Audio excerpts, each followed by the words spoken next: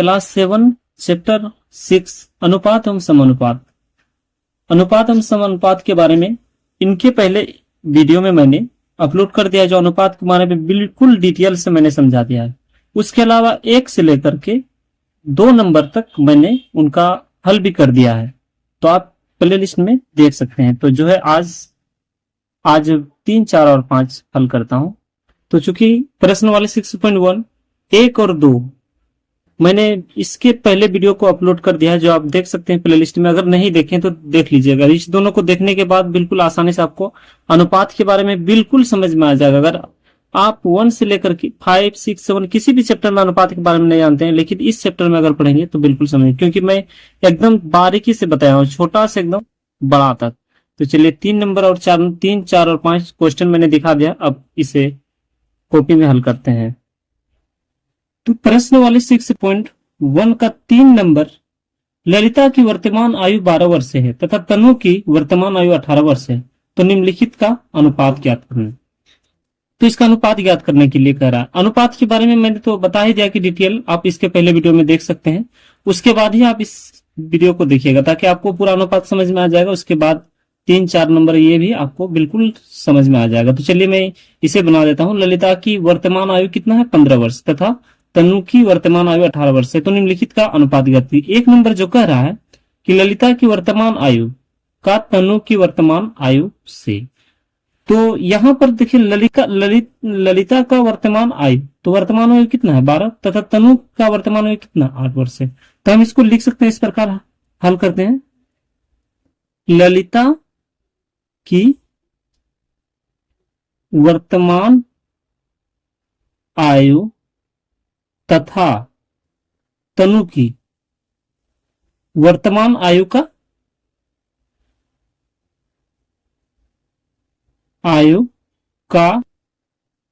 अनुपात बराबर। अनुपात का अर्थ क्या होता है? बटे में। ठीक है, थोड़ा सा मैं बता देता हूं। अनुपात का अर्थ होता है जैसे 4 अनुपात क्या है? 2 है। ये इसे हम बीच में जो होता है ना, इसे अनुपात, या इसे हम बटे के रूप में भी लिख सकते हैं, 4/2, या 4/2 को भी अनुपात के रूप में हम लिख सकते हैं।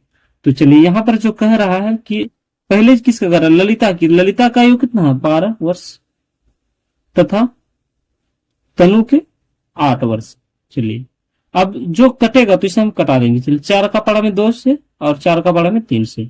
अब जो बचा 3/2, तो इसे हम क्या कर देंगे? अनुपात में लिख देंगे। अनुपात में है ही अगर, तो इसे अनुपात का सिंबल देके लिख देते हैं, 3:2। चलिए 1 नंबर सोल्यूशन हो गया। इसी तरह 2 नंबर सोल्यूशन करना है। 2 नंबर कह रहा है कि तनु की वर्तमान आयु, उस क्वेश्चन में कहा कि ललिता की वर्तमान आयु, और इस 2 नंबर में कह रहा है कि तनु की वर्तमान आयु एवं ललिता की आयु। तो चलिए मैं इसको डायरेक्ट बना देता हूं। 1 नंबर तो मैंने लिख के समझा दिया, पहले इसको आप लिख लेना है। तनु की वर्तमान आयु, तो तनु की वर्तमान जो है आयु कितना है? 8 वर्ष है। 8 वर्ष है, तो चलिए 8। और ललिता की वर्तमान आयु कितना है? बटे में लिख देना है 12। अब इसे कटा देंगे, 4 दूना 8, 4 तिया 12, जो ये हो जाएगा 2/3। तो इसको भी अनुपात में लिख देना, 2:3। चलिए अब 3 नंबर सोल्यूशन करते हैं। 3 नंबर कह रहा है कि ललिता की वर्तमान आयु का दोनों की वर्तमान आयु का योग। ललिता की क्या है? वर्तमान आयु, और दोनों का क्या है? आयु का योग। तो हम जिस तरह देखते हैं, चलिए दिखा देता हूं प्रश्न। ललिता का वर्तमान आयु 12 है तथा तनु का वर्तमान आयु कितना? 8 है। तो दोनों का योग कर रहा है, तो दोनों का 12 और 8 क्या हो जाएगा? योग। तो मैं इसको एक बार लिख के भी दिखा देता हूं। ललिता और तनु के आयु का योग। तो ललिता का कितना आयु था? 12, और तनु का 8, तो दोनों का मिल कितना हो जाएगा? 20, यानी दोनों का आयु का योग कितना हो रहा है? 20 होगा। तो चलिए यहां पर जो कह रहा है कि ललिता की वर्तमान आयु का दोनों की वर्तमान आयु का योग, तो चलिए हम लिख देंगे ललिता का वर्तमान आयु कितना था? 12, और दोनों के आयु का योग कितना हुआ? 20, तो 20 लिख देंगे।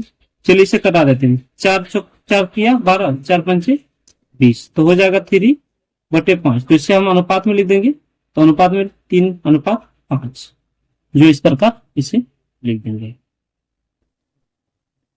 तो अनुपात एवं समानुपात, चूंकि 3 नंबर तो मैंने सोल्यूशन कर दिया, जो 4 नंबर है ना, उसमें समान अनुपात के अनुसार बनाना हो। इसलिए मैंने अनुपात का तो इसके पहले वीडियो में बता ही दिया है, तो मैं यहाँ पर सम अनुपात का बारे में बता देता हूं। यहाँ पर अनुपात का अर्थ होता है जैसे 2:4:2, तो इसे ये अनुपात हो गया।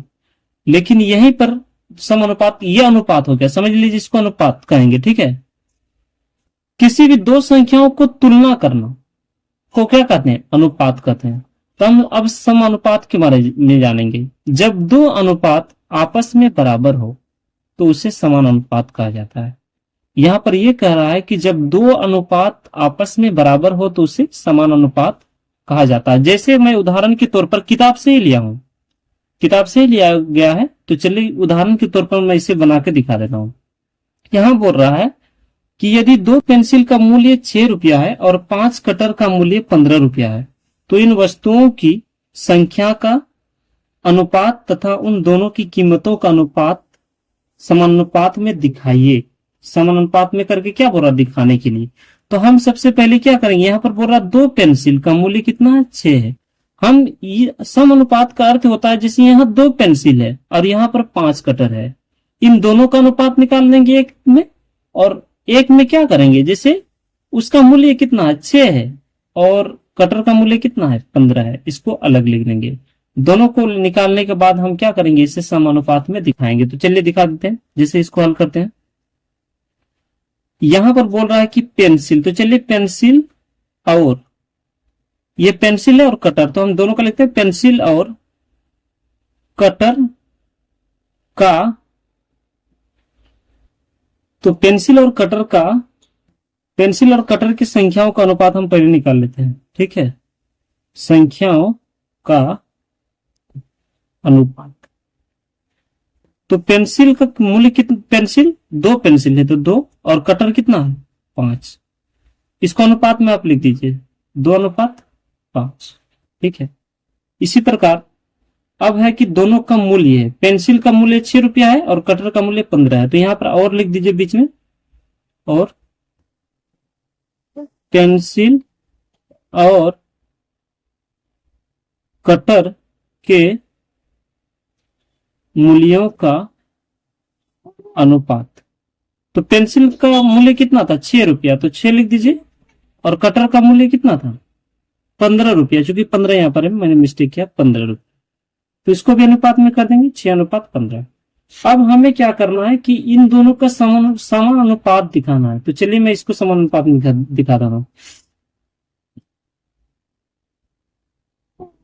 तो अब हम देखते हैं 1 नंबर कि दोनों का यहाँ के हिसाब से क्या है, अनुपात बराबर है, तो अब इसे हम दोनों समान अनुपात के रूप में दिखाएंगे। तो चलिए, अतः दोनों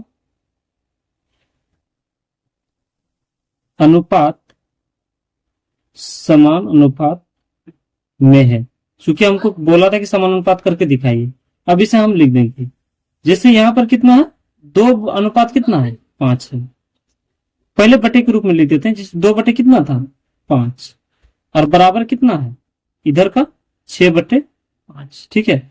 चूंकि हम यहां पर जान सकते हैं, ये भी सोच रहे हैं, जैसे 2 पेंसिल का मूल्य कितना है, 6 रुपये, और 5 कटर का मूल्य कितना है, 15 रुपये, यहां से भी हम जान सकते हैं।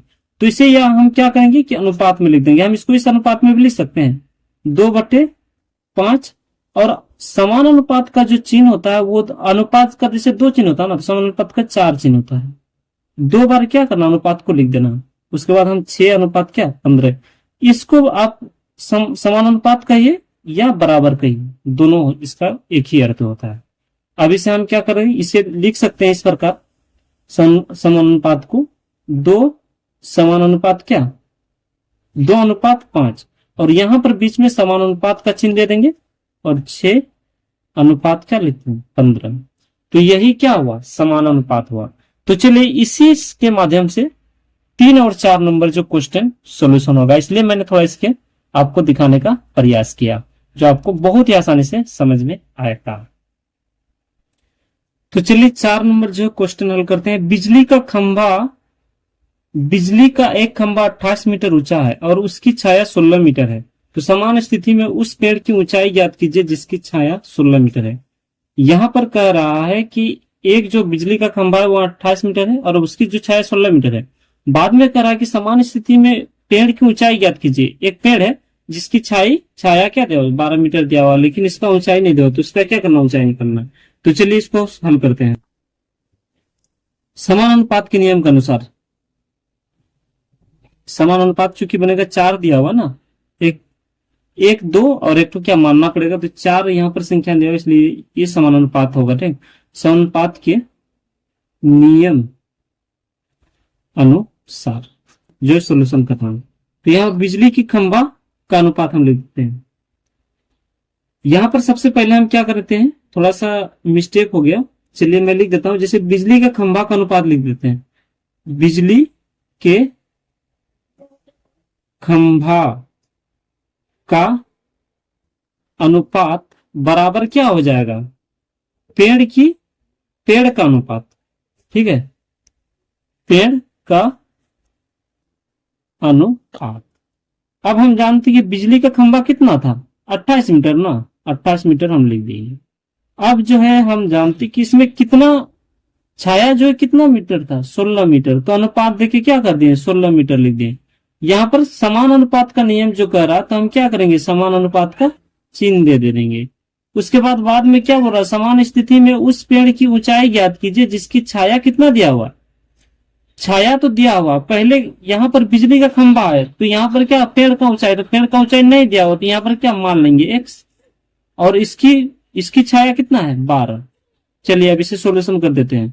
28 ये जो अनुपात है यहाँ पर क्या हो जाएगा, बटे में 16 बराबर x बटे क्या हो जाएगा, 12, तो x बटे 12 हो जाएगा। अब हम क्या कर दें, बराबर जो होता है ना समानुपात में, यही होता है कि इसमें कोना कोनी गुना होता है, इसके साथ ये गुना होगा और इसके साथ ये गुना होगा। शायद आप लोग को तो मालूम ही होगा, क्योंकि 7 क्लास के स्टूडेंट को लगभग नॉलेज हो ही जाता है।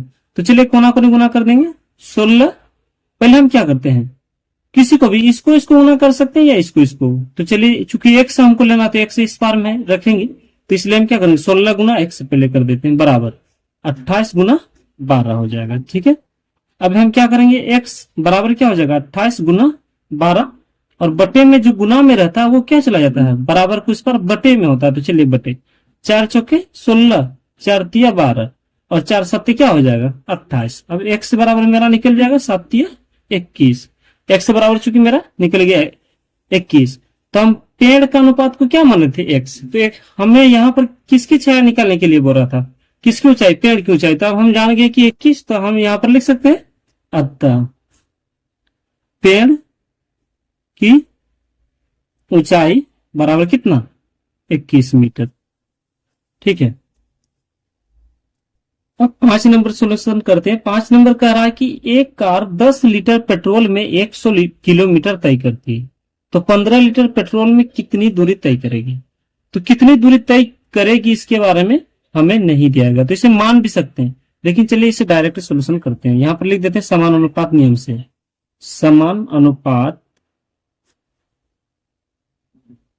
नियम अनुसार से। ठीक है, समानुपात नियम से। तो अब हम क्या करेंगे, सबसे पहले लिख देंगे कि एक कार कितना है, 10 लीटर पेट्रोल में कितनी दूरी तय करती है, 100 किलोमीटर। तो हम सबसे पहले इसको लिखेंगे, 10 लीटर पेट्रोल में तय कितना दूरी कर रहा है, 100, तो 100 को लिख। अब चूंकि समानुपात है, तो यहां पर समानुपात का चिन्ह दे दीजिए। अब बाद में कितना बोल रहा है कि 15 लीटर में कितना दूरी तय करेगी, तो हम 15, ठीक है, तय जो करेगी उसके बारे में नहीं दिया हो, तो इसे क्या मान लेते हैं, x। अब चूंकि इसको गुना कर देते हैं, चूंकि इसको लिख देते हैं, तो क्या होगा, 10 बट्टे क्या हो जाएगा, 100। यहां जो अनुपात है समानुपात, इसको हम हमने का इसको बराबर लिख सकते हैं इसके बदला में, तो 15 बटे क्या हो जाएगा, x। अब चूंकि ये गुना हो जाएगा, 10 गुना x, सब 15 गुना 100, तो चलिए हम गुना कर देते हैं। 10 गुना हो जाएगा x, और इधर हो जाएगा 15 गुना 100। ठीक है, ये जो x है ये गुना में इधर आएगा तो क्या बटे में हो जाएगा। चलिए x में ये जो x के साथ जो गुना है 10, तो चलिए 15 गुना कितना है 100, और ये बटे में आ गया 10, इस 0 से काट देंगे। अब जो यहाँ कितना बचा 10 गुना 15, तो हम करेंगे तो कितना हो जाएगा, 15 10 से हो जाता है 150। तो अगर हम मालूम हो गया कि 15 लीटर पेट्रोल में कितनी दूरी तय करेगी, तो 150 किलोमीटर दूरी तय करेगी। तो यहां पर हम लिख सकते हैं अतः 15 लीटर पेट्रोल में 150 किलोमीटर की